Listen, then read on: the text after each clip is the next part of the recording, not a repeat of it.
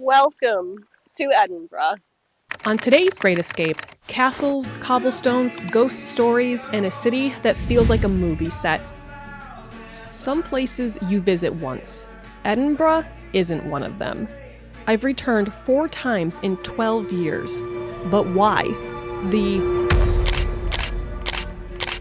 might have had something to do with it. Let's relive the magic all over again together, starting with day 1. We just left Glasgow and we are in Edinburgh, heading for our hotel. And we're walking by this beautiful... Like, where are we? Downton Abbey? What is this? We then checked into our small historic luxury hotel, the Dunstane. And then we walked by a few more beautiful things along the Royal Mile and Princes Street. Check it out, check it, check it out, check it, check it, check it out, check it. Hey, Greg and the CE, call me hip-hop junkie. Straight to your dome piece like Grass Monkey. All I wanna know, do you wanna get funky? CNC beats. On our way to the iconic Calton Hill to start the journey with the best views of the city.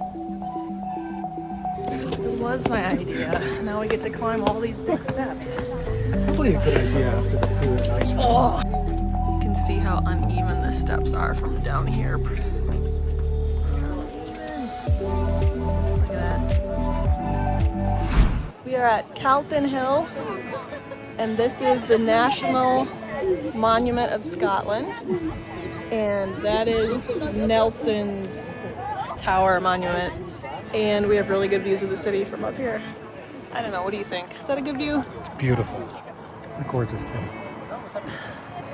Oh, what a day. Oh, what a day. Oh, what a day. Oh, what a day when we fell in love.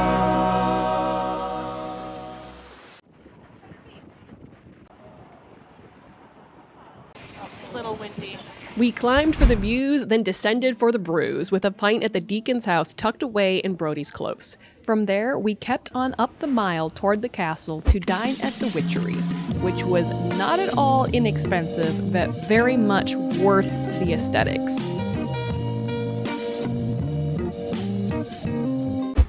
After, we then wandered to a South Bridge vault. From there, it was back on the bus to the hotel to wrap up an exhausting first day. Day 2 blew in like a lion, and the lion's name was Floris.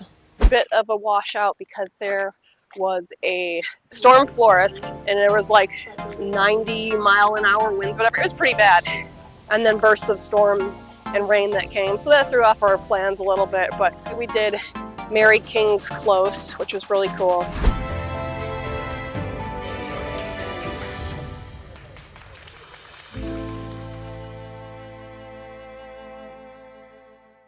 We weren't allowed to do any photos or videos when we're in there, so we had dinner. We were pretty tired, so... We had the Devil's Advocate, which was quite good. Yes, that was Great cocktails if you like whiskey-based cocktails. Yep. We kind of overdid it our first day here. We did way too much walking, which was worth it, but it took its toll. Storm Floris may have canceled a few plans, but we lifted our spirits with some quality entertainment. We happened to be in town for the Edinburgh Fringe Festival, the world's largest arts festival. After weathering both storms and showbiz, we turned over a new leaf for day 3 with books, blooms, and one big climb. We started day 3 with breakfast at the Singapore Coffee House. Fully brewed and blissed out, we wandered to the Gently Mad bookshop, where we promptly lost the plot among the stacks.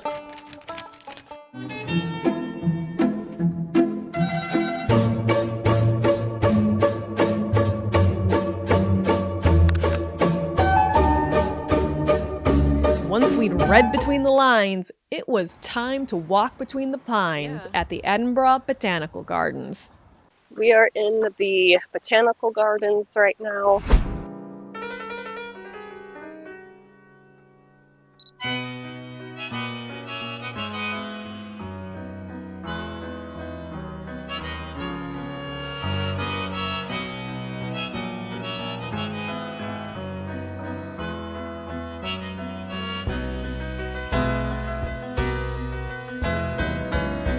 is our final day before we head back to the States, and now we're heading for Arthur's Seat to do some hiking and movement before we have to sit in an airport and in an airplane all day.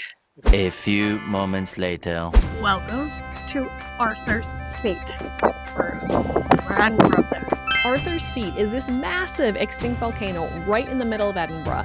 It's about 800 feet up, and yeah, it's a climb. But the view from the top, total main character energy.